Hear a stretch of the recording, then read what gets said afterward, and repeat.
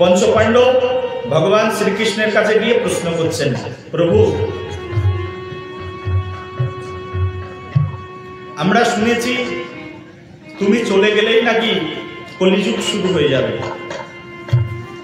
এই জেনারেশন চলে গেলেই কলিযুগ শুরু হয়ে যাবে। তাহলে প্রভু কলিযুগ যদি শুরু হয়, কলিযুগটা কেমন হবে একটু বর্ণনা করে জানাবে? কারণ তুমি একমাত্র ভূত ও ভবিষ্যৎ, বর্তমান, অতীত এবং ভবিষ্যৎ সবকিছু তুমি জানো, তুমি পরমজ্ঞাতা, পরম প্রভু। তুমি কৃপা করে একটু জানাও যে কলিযুগ কেমন হবে। ভগবান শ্রীকৃষ্ণ বলল, কলিযুগ কেমন হবে? তোমরা এক কাজ করো, চলো তোমাদেরকে আমি দর্শন করাচ্ছি কলিযুগ কেমন হবে। বলল, তোমরা 5 জন এই জঙ্গলের 5 দিকে যাবে, 5 কিলোমিটার হেঁটে আমার কাছে চলে আসবে, ততক্ষণে আমি মনের সুখে একটু বাঁশি বাজাবো। ভগবান শ্রীকৃষ্ণ বসে বসে বংশী বাদন শুরু করলেন। প্রথমে যুধিষ্ঠির মহারাজ বেরিয়ে গেছেন। যুধিষ্ঠির মহারাজ বেরিয়ে 5 কিলোমিটার ঘুরে চলে এসেছেন। এসে ভগবান শ্রীকৃষ্ণকে বলছেন, প্রভু কলিকালের কিছুই বুঝলাম না, কিন্তু একটা অবাক জিনিস দর্শন করলাম। বলে, কি দর্শন করলেন? যুধিষ্ঠির মহারাজ বলছে, আমি যেদিকে ঘুরতে গেলাম সেদিকে ঘুরতে গিয়ে দেখি একটা হাতি আছে, কিন্তু হাতির 2টো সুর। সুর কটা? বলো। মুখ কটা? 2টো। বলছে, একটা হাতি দেখলাম আর অবাক হয়ে তাকিয়ে তাকিয়ে দেখলাম সেই হাতির 2টো মুখ। ওদিকে ভীম ফিরে এসছে। ভীম ফিরে এসে বলছে, প্রভু কলিযুগ কিছু বুঝলাম না, কিন্তু একটা অবাক জিনিস দেখলাম। বলি, কি অবাক জিনিস দেখলে? ভগবান শ্রীকৃষ্ণকে ভীম এসে বলছেন, আমি যে অবাক জিনিস দেখলাম সেটা হচ্ছে একটা গরু তার বাছুরকে এমন চাটতে শুরু করলো, চাটতে চাটতে সেই বাছুরের গা দিয়ে দরদর করে রক্ত বেরিয়ে গেল, তাও চেটে যাচ্ছে। অবাক হয়ে গেলাম এই দৃশ্য দর্শন করে। এবার অর্জুন ফিরে এসেছে। অর্জুন ফিরে এসে বলছে, প্রভু আমি একটি অবাক জিনিস দেখলাম দাদাদের মতো। আর সেই অবাক জিনিসটা হচ্ছে, দেখলাম একটা মৃত ছাগল পড়ে রয়েছে, তার গায়ের উপরে একটা শকুন বসে আছে, আর শকুনের ডানার উপরে হরিনাম লেখা রয়েছে। কি অবাক করা কাণ্ড! আর 2 ভাইয়ের কথা শুনবার জন্য সবাই মিলে উৎকণ্ঠায় আছে। আর 2 ভাই কি দেখেছে? নকুল এসে বলছেন, আমিও দাদাদের মতো এক অবাক জিনিস দেখেছি। কি অবাক জিনিস? বলছে, আমি দেখলাম একটা পাথর গড়িয়ে পড়লো, বড় বড় গাছ সেই পাথরকে ধরে রাখতে পারলো না, কিন্তু একটা গুল্ম লতা, সেই গুল্ম লতায় এসে পাথরটা দাঁড়িয়ে গেল। ভগবান শ্রীকৃষ্ণ তো মৃদুমন্দ হাসছেন।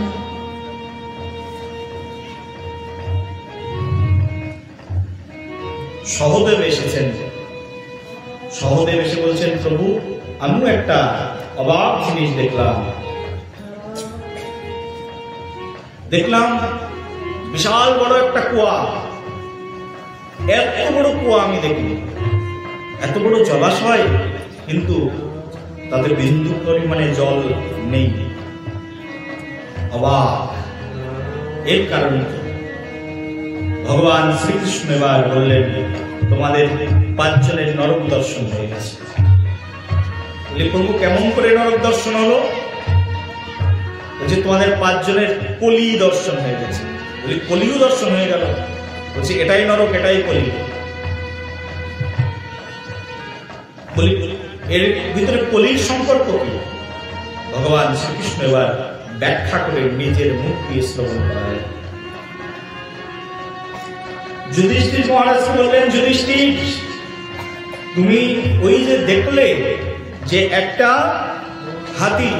হাতির সুর কটা? বলছে হাতির দুটো সুর। ভগবান বললেন, দেখো কলিযুগের মানুষ এতটাই ভয়াবহ হবে, তাদের মুখ একটা থাকবে কিন্তু স্বভাব থাকবে দুই রকম। এখন এটা বলবে, তখন সেটা। এক মুখে দুই রকমের কথা বলবে কলিযুগের মানুষ, তাদের বচন ঠিক হবে না। যুধিষ্ঠির এক সত্য বচনে নিজেকে অধিষ্ঠিত করে রেখেছে। জীবনে কখনো মিথ্যে কথা বলবে না, বলেননি বলেই নরকে গেছিলেন একবারের জন্য। ভগবান কৃষ্ণ, যিনি অনন্ত কোটি বিশ্ব ব্রহ্মাণ্ডের মালিক, তিনি যুধিষ্ঠিরকে বলছেন, যুধিষ্ঠির তুমি বলো অশ্বত্থমা বধ হয়েছে, নাহলে তুমি মারতে পারবে না গুরুদেবকে।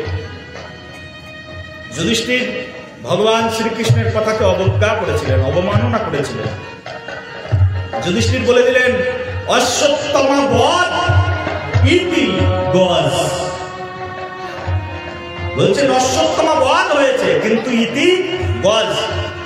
এটা একটু আস্তে করে বলেছেন, কিন্তু সত্যি কথাই বলেছেন। এই কারণেই তার একবার নরক দর্শন হয়েছিল, কৃষ্ণকে অবজ্ঞা করবার জন্য, অবমাননা করবার জন্য। সত্যনিষ্ঠ, দৃঢ় সত্যনিষ্ঠ। তারপরে বিশ্বদেব প্রতিজ্ঞা করেছিলেন কোনোদিন বিয়ে করবেন না, বিয়ে করেননি। পিতার প্রতি বচন। ভগবান রামচন্দ্র পিতৃসত্য পালনের জন্য সব ছেড়ে দিয়ে বলে চলে গেলেন। বচননিষ্ঠ কেমন! এখন রাজগদি লাভ করবার জন্য মানুষ কি করছে? একজন আরেকজনের জীবন নিয়ে নিতে পর্যন্ত কুণ্ঠাবোধ করছে না। রাজগদি ছেড়ে দিয়ে ভগবান রামচন্দ্র চলে গেলেন পিতার পিতৃসত্য পালন। তার জন্য ভগবান রামচন্দ্র চলে গেলেন। আজকে সেই প্রভু মর্যাদা পুরুষোত্তম ভগবানের শুভ শুভ আবির্ভাব। বলো রামচন্দ্র ভগবান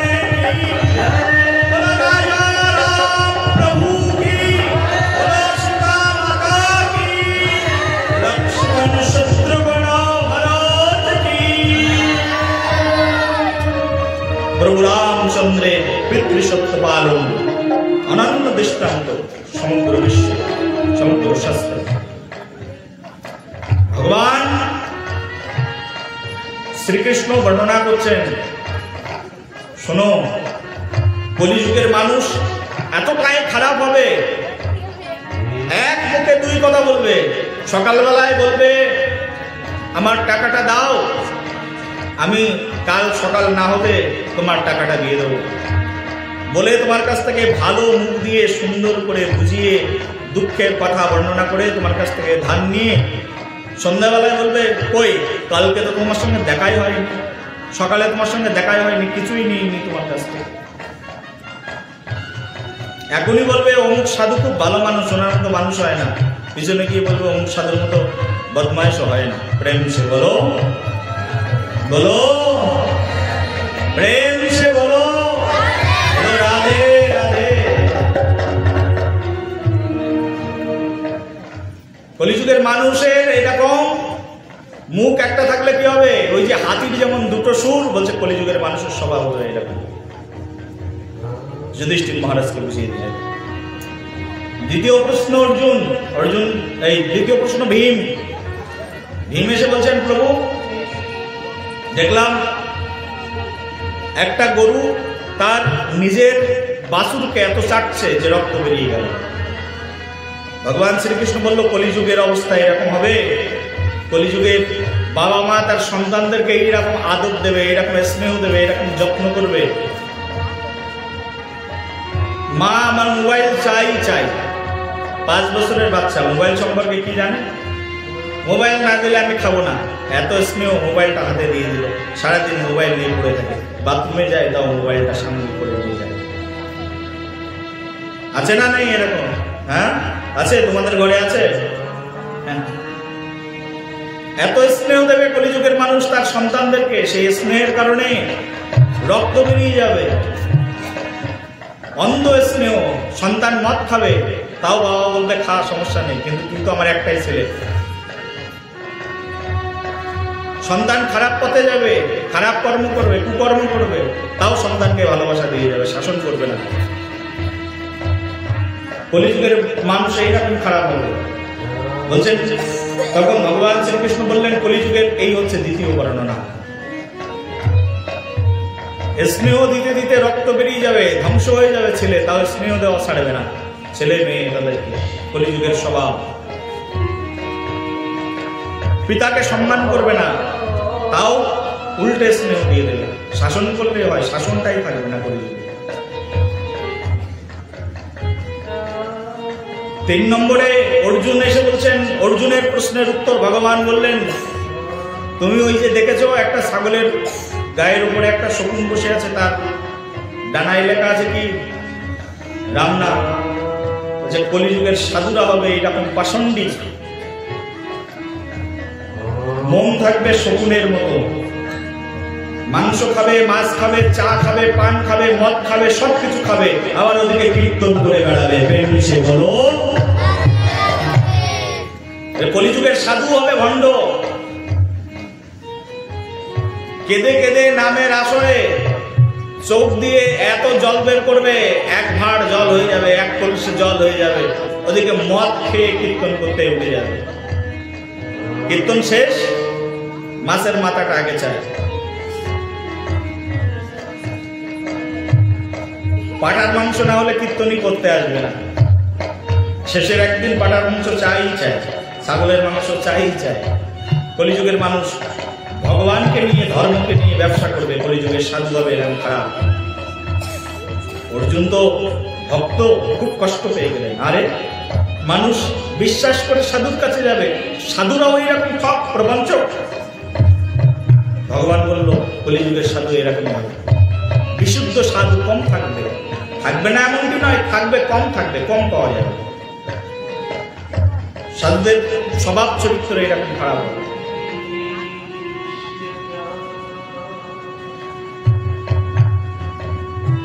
পরের প্রশ্ন নকুলকে উত্তর দিয়ে ভগবান বললেন, তুমি কি দেখেছিলে? একটা গাছ থেকে একটা পাথর, এক পর্বত শৃঙ্গ থেকে একটা পাথর গড়িয়ে পড়ছে, কোনো বড় বড় বৃক্ষ তাকে ধরে রাখতে পারবে না, তাই না? কিন্তু ধরে রাখলো কি? একটা গুলি, একটা লতা। এর কারণ কলিযুগে মানুষ বিশাল পাপ করবে, অজস্র পাপ করবে, পাপের শেষ নেই। সকাল থেকে ঘুমাতে যাওয়ার অন্তিম মুহূর্ত পর্যন্ত মানুষ পাপ করেই যাবে, করেই যাবে, করেই যাবে, পাপের অন্ত নেই। কিন্তু মানুষের মুক্তির পথ একেবারে সহজে হয়ে যাবে। বলি সহজে কিভাবে? বলছে কলিযুগের মানুষের মুক্তি হবে। বেদ মন্ত্র উচ্চারণ করলে কাজ হবে না। ভাগবতের পুষ্পিত ছন্দেও অনেক সময় যে কর্ম না হবে, বেদের মন্ত্রে যে কর্ম না হবে, শুধুমাত্র একটা শব্দ উচ্চারণ করলে তার সেই মহা মহা কল্যাণ হয়ে যাবে, মহা মহা অপরাধ থেকে পরিত্রাণ পেয়ে যাবে। আর সেই কীর্তন, সেই শব্দের ধন্যের নাম হচ্ছে, সবাই মিলে দুহাত উঁচু করে আমার সঙ্গে বলো, বলো হরে কৃষ্ণ হরে কৃষ্ণ, কৃষ্ণ কৃষ্ণ হরে হরে, হরে রাম হরে রাম, রাম রাম হরে হরে।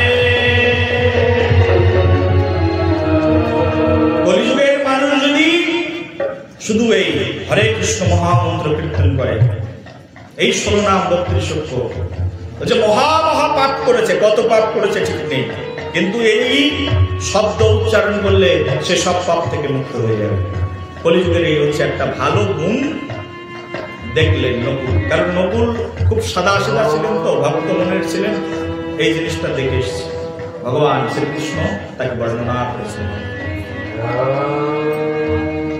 সহদেব বলছেন, প্রভু আমি একটা জিনিস দেখলাম, সেটা হচ্ছে একটা বিশাল বড় জলাশয়, কোনো জলই নেই। ভগবান বলছেন কলিযুগে মানুষের বাড়ি হবে বিশাল বড় বড় অট্টালিকা, এত বড় বড় বাড়ি বানাবেন। বলে বাথরুমটা এমন হবে যে বাথরুমের মধ্যে 10 জন মানুষ ঘুমিয়ে যেতে পারবে, এত বড় বাথরুম বানাবে। কিন্তু কলিযুগের মানুষের ঘরে ভগবানের একটা ছবি পর্যন্ত থাকবে না, ভগবানের জন্য জায়গা হবে না। কিন্তু যেখানে বাথরুম করতে যাবে, টয়লেট করতে যাবে, নিকৃষ্ট কাজ করতে যাবে, সেটাও বিশাল বড় হবে, বিল্ডিং হবে বড় বড়, কিন্তু মনের ভিতরে জায়গা থাকবে না, ভগবানের কোনো ঘরই থাকবে না। সত্যি কথা না মিথ্যা কথা? হ্যাঁ, তোমাদের বাড়িতেই তোমরা চিন্তা করো, নিজের থাকবার জন্য ঘর আছে, মেয়ের থাকবার জন্য ঘর আছে, ছেলের থাকবার জন্য ঘর আছে, গেস্ট আসবে, গেস্ট হাউস আছে, কিন্তু ভগবানের জন্য কি বানিয়ে রেখেছে এই কলিযুগের মানুষের স্বভাব? সব স্বভাব মিলছে তো কলিযুগে? বলো, মিলছে? ভগবান শ্রীকৃষ্ণ বলেছিলেন যে কলিযুগের স্বভাব হবে এটা। এই কলিযুগের এই স্বভাবের কথা পূর্বেই জেনেছিলেন মুনি ঋষিরা, আর এই মুনি ঋষিরা এই কলিযুগের অবস্থানের কথা জেনে 10,000 বৎসর ব্যাপী এক মহাযজ্ঞের আয়োজন করলেন।